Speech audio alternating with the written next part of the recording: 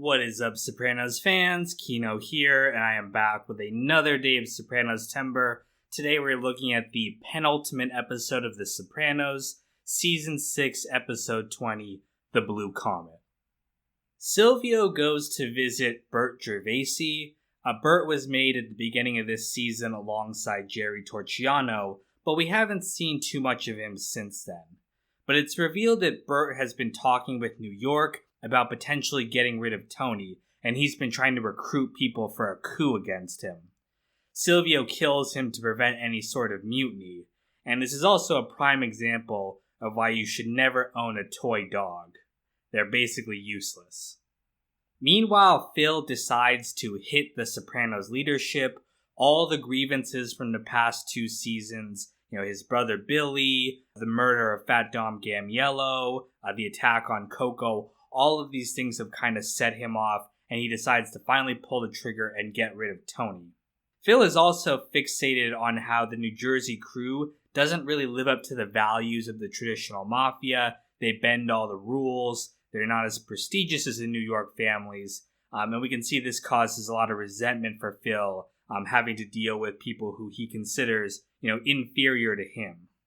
He tells Butch and Albie to take care of it, and they set about organizing the hit. They plan on killing Tony, Silvio, and Bobby Bacalieri, who is now in a leadership position in the family. Meanwhile, AJ is still in the psych ward recovering, and while he's there, he runs into Rhiannon. Rhiannon was the ex-girlfriend of his friend Hernan from earlier this season.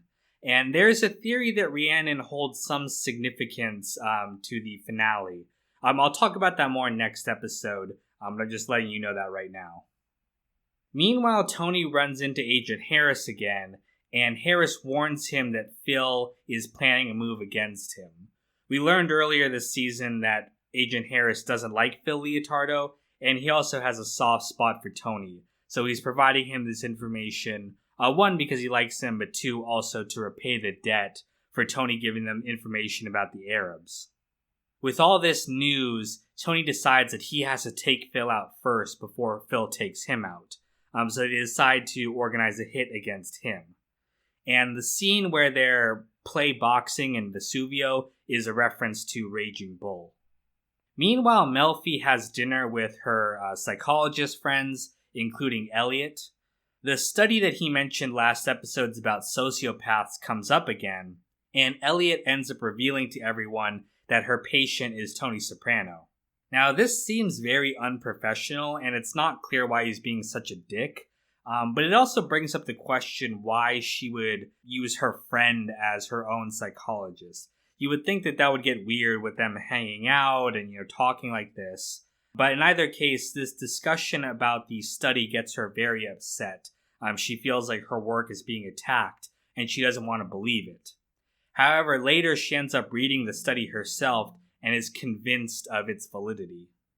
At Tony's next session, he rips a steak recipe out of one of her magazines without asking permission. And Melfi decides that, this is just another example of the fact that Tony cannot or will not change, and she decides to end their relationship. She can't help him anymore. Tony is really upset by this and accuses her of abandoning him when he needs her the most. And this end to their relationship feels really abrupt. I'm not a big fan of it. It kind of comes out of nowhere. Apparently, this storyline came from David Chase, who attended a psychiatric conference. There, he asked one of the psychiatrists to analyze Tony, and they cited the study that is featured in this episode. They also said that Tony was using the therapy to justify his crimes, and Chase decided then and there that the therapy would lead nowhere and that Melfi ultimately had to drop him. And interesting, the shot where she closes the door on him is the reverse of the opening shot from the pilot, so it seems like we've come full circle here for the therapy. Later on, though, when Tony is with his wife at dinner, he tells her that he decided to quit therapy. Again, these characters are always lying to themselves. And in the same exact scene, when Artie and Charmaine talk to them about Meadows' decision to not pursue a doctorate, they both lie and say they're very happy, even though in reality they're very disappointed that she is going into law rather than medicine. Again, they're always trying to maintain appearances and not look weak in front of others, and constantly lying to protect their own image. Meanwhile, Bobby and Silvio give the hit to Paulie to organize. Paulie warns that this could lead to a war, but agrees to do it anyway. Interesting, he references the Colombo War that happened in the 70s, and the actor Tony Sirico was actually an associate of the mafia during this time, so he was involved in crime during this event.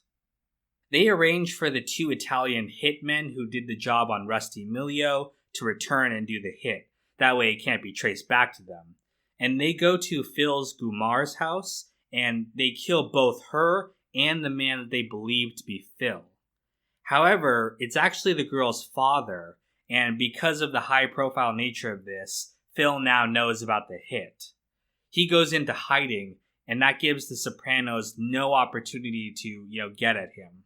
Tony warns everyone to go into hiding to avoid Phil's counterattack that they know is coming. However, Bobby does not receive the message in time.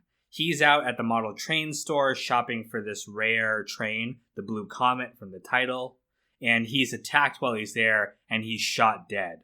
Silvio is also attacked outside the Bing. He's shot and survives, but he's left in a coma, and the doctors say that it's unlikely that he'll ever wake up. So we're seeing just how devastated the Soprano crew is by this attack from the Lupertazzi family. Tony sends his family into hiding for their own safety, and then he and some of the guys head to a safe house to kind of be away from danger of being attacked by Phil. And as Tony sits down with the AR-15 Bobby bought for him on his birthday, he remembers their talk from the boat. Bobby says you probably don't even hear it when it happens.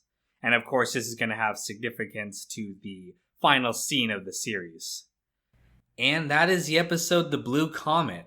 A sad episode in its own right, and it's also a little sad because I only have one more Soprano log to do. So thank you guys so much for watching, and stay tuned for the next Soprano log coming tomorrow. The last one. Imagine sitting in that club car watching a pure Kino video. Hunter, Tommy Smith, Abdallah Alamari, Russell, Sean, Graham, Rooftop, Rico Bellic, Heart of Markness, Broccoli, Isaiah, Placenta One, Logan, Clean, John Reyna, Lance Klump, Jesse Sterling, Andrew Stewart, James, Konchak Chofel, Obstacle Racing Media, Daz J-Kit, William Lanson, Conan Higgins, Elizabeth Ellis, and Irish Nachos.